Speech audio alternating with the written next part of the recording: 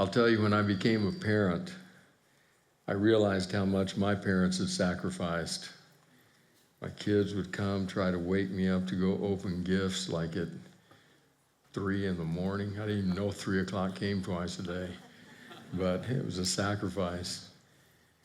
So there's a picture we're going to put on the screen.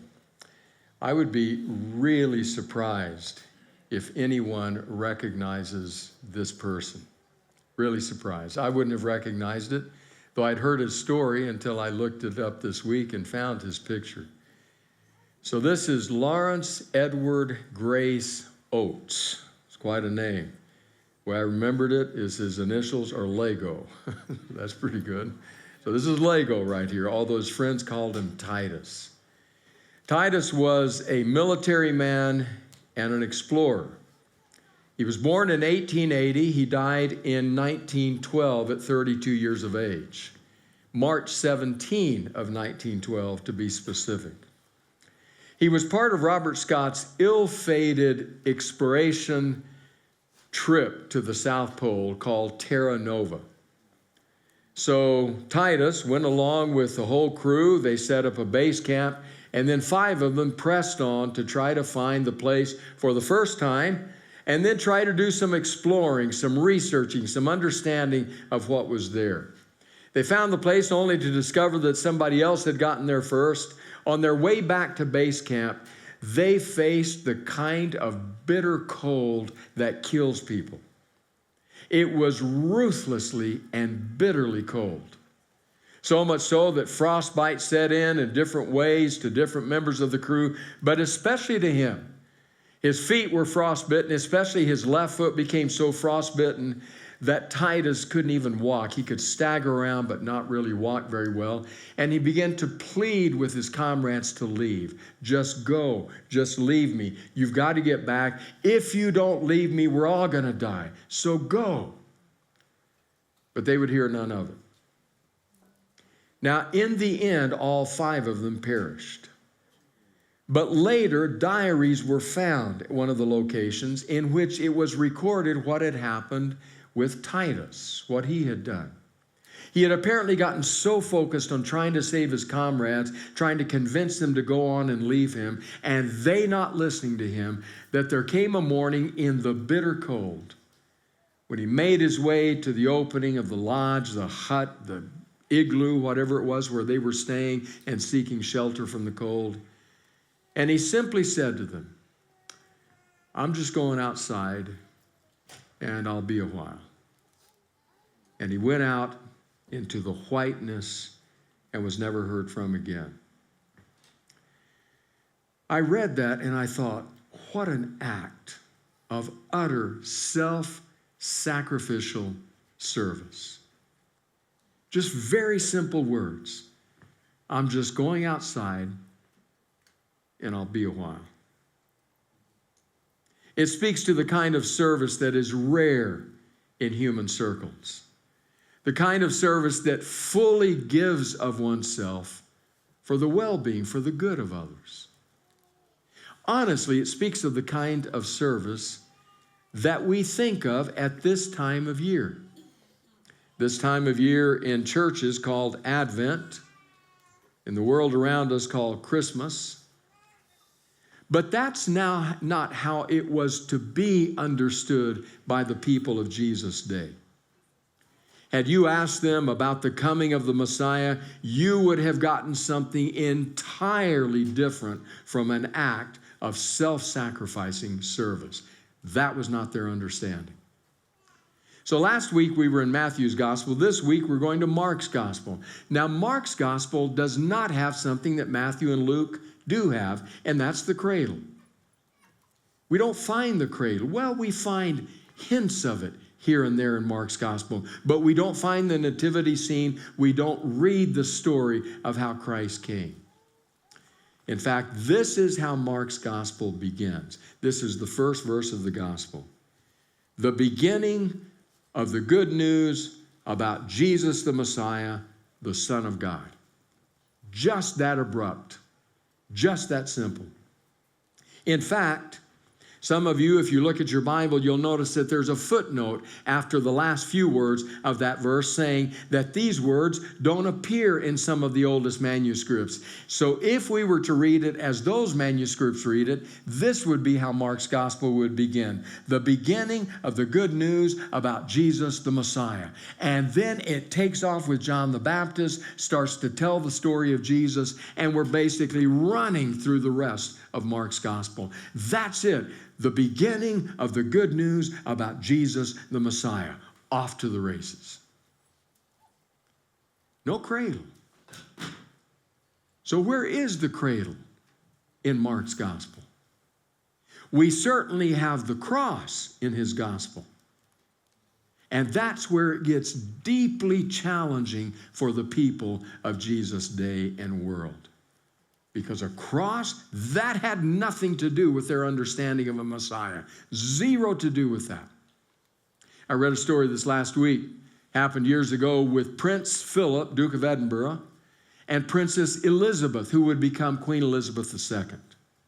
They were in Canada. They were riding a ferry, some kind of a boat across to Victoria. It was rough waters. They were in the suite that had been set aside for the royals, and a young worker on the boat, young petty officer, came in carrying a tray of biscuits, as they call it, little cakes.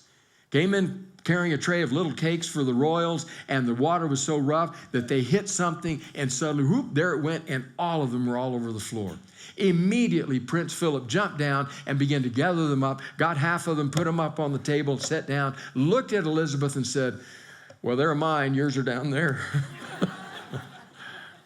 Now, I read that story and I thought of that young petty officer. Here he is standing here. He's watching the royals. And suddenly he sees the prince. He's down on his hands and knees picking up biscuits. And then he's saying, "These are mine, they're yours." And I thought, what must that petty officer have thought? It's like, wow, this is not what I would have expected of royalty. That feeling, that kind of wincing, take that and multiply it by 100. That would have been the people of Jesus' world. This is the Messiah. And yet, it was hard to argue with what was happening. People's lives were being changed. Destinies were being shaped. Bodies were being healed. Futures were being secured. It was hard to argue with what was happening. Something was real about this. Something was energizing and exciting about it. But Jesus himself knew that even his own disciples didn't understand. And so, throughout the gospel, before he gets to Jerusalem that final week, 3 times he tells them, this is what's coming. He's trying to shatter their paradigm and replace it with a new one. He's trying to tell them, you're expecting the wrong thing. They're going to see this royal down on his hands and knees doing things. They're going to think, what is this? This is not what we expected. 3 times. We're going to read each one of them. The first one is at the midpoint, more or less, of the gospel. It comes right on the heels in Caesarea Philippi of Peter saying to Jesus, in answer to his question, who do people say that I am? Who do you say that I am? And Peter says, you are the Christ, the Messiah of God. This is what comes next. He, Jesus, he then began to teach them that the Son of Man must suffer many things and be rejected by the elders, the chief priests, and the teachers of the law, and that he must be killed after 3 days rise again. He spoke plainly about this, and Peter took him aside and began to rebuke him. But when Jesus turned and looked at his disciples, he rebuked Peter. Get behind me, Satan, he said. You do not have in mind the concerns of God, but merely human concerns. In the Message paraphrase, Eugene Peterson captures well what's happening here. Jesus says, this is what's going to happen to me. Turned over, killed, 3 days later, rise. They didn't even hear that. They were still stuck on this killed piece. What are you talking about? You're the Messiah. In his paraphrase, he captures the moment when he says, Peter pulls Jesus aside and says, what are you talking about? You can't say that kind of thing. And Jesus turns, looks at the disciples, and realizes that they are bewildered and that they're with Peter. And so then Jesus says, get behind me, Satan. You've got the wrong paradigm in mind. They heard it, but they didn't hear it. Jesus just said, I'm going outside, and I'll be a while. They didn't hear it. Ministry continues. His popularity continues to grow. More lives are changed. The disciples are more excited about supporting the direction he's going. So one chapter later, we find it again, this time in chapter 9.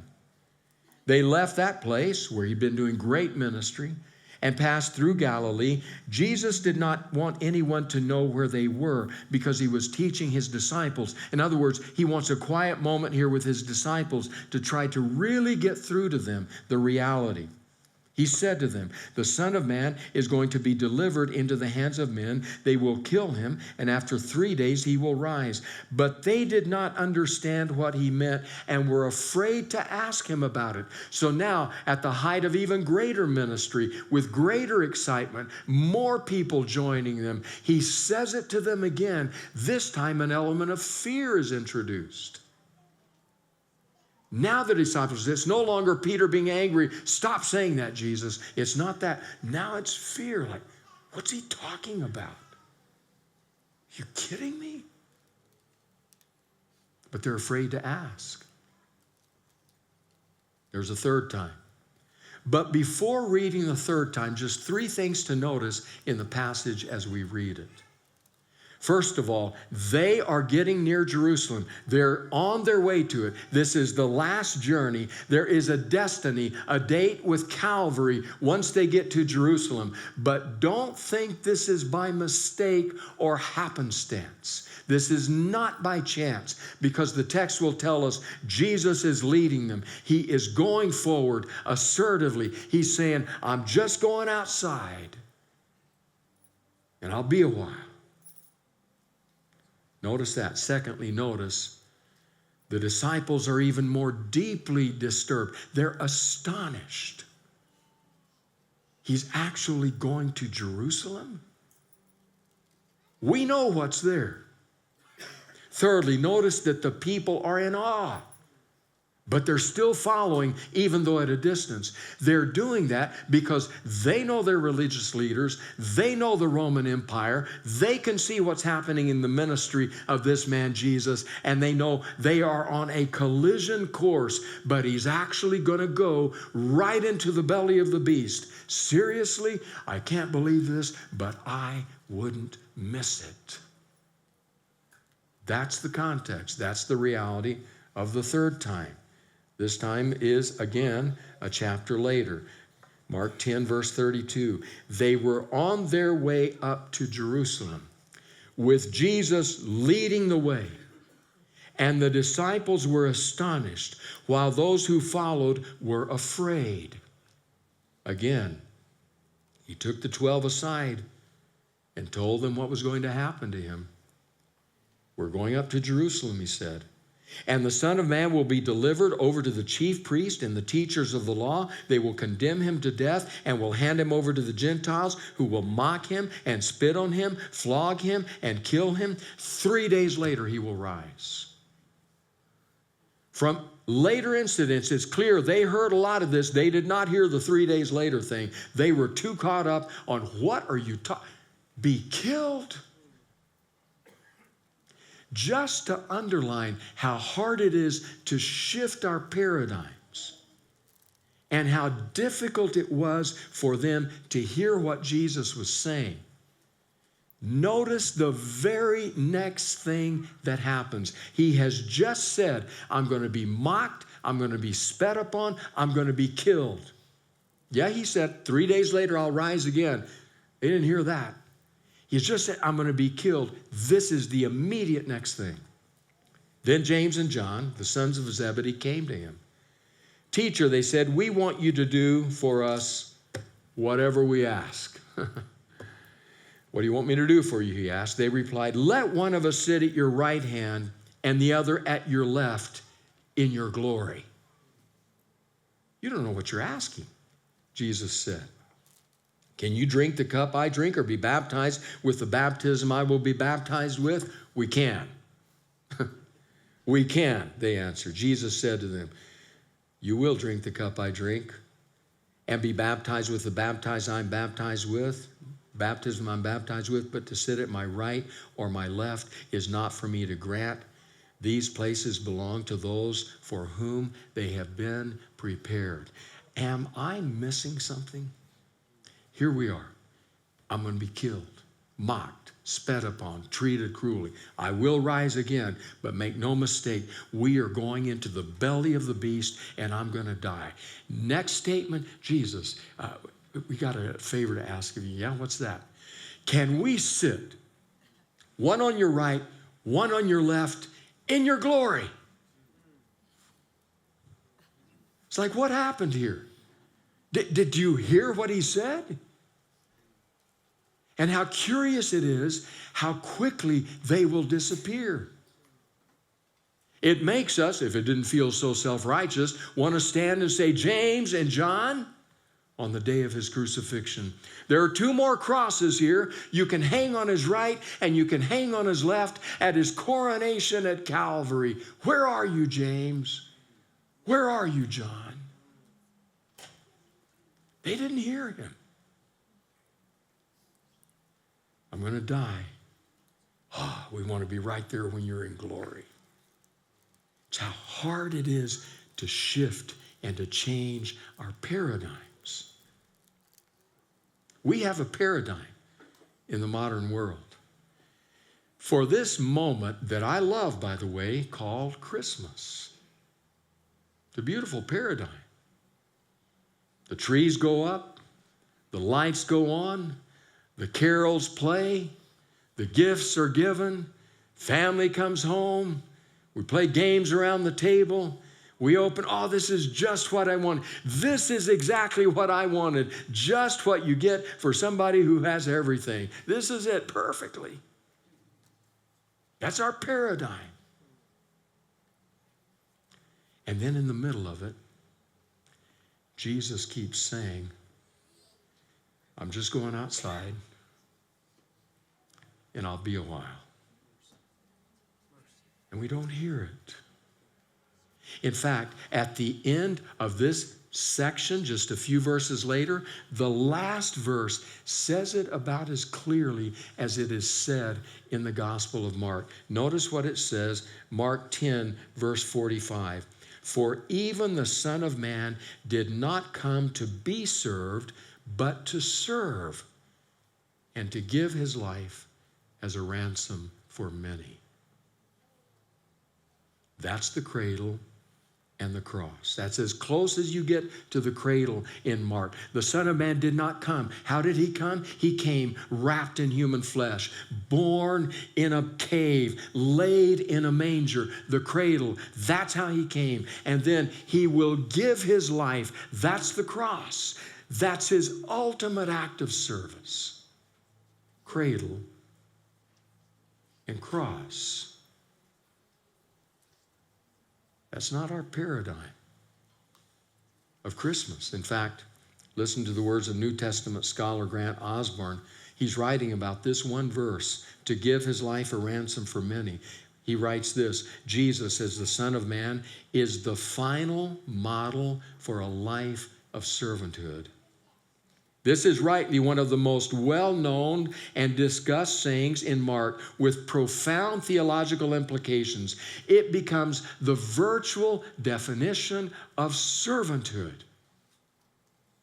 Another scholar points out that if you want instances, examples, pictures of service, don't look in Mark's gospel. You will find one, maybe two. But if you want true pictures of service, go, for example, to John's gospel, where you have Jesus kneeling and washing gnarly, smelly feet. There's a picture of service. That's not in Mark's gospel. What Mark is saying is, you want a picture of service? Look at this life from cradle to cross. The entire life is a life of service. That's service. How he lives, and that's the service to which he calls us, how we live.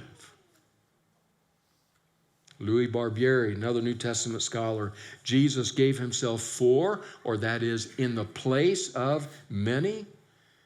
The single life benefiting the many, Jesus' followers must reflect his humility.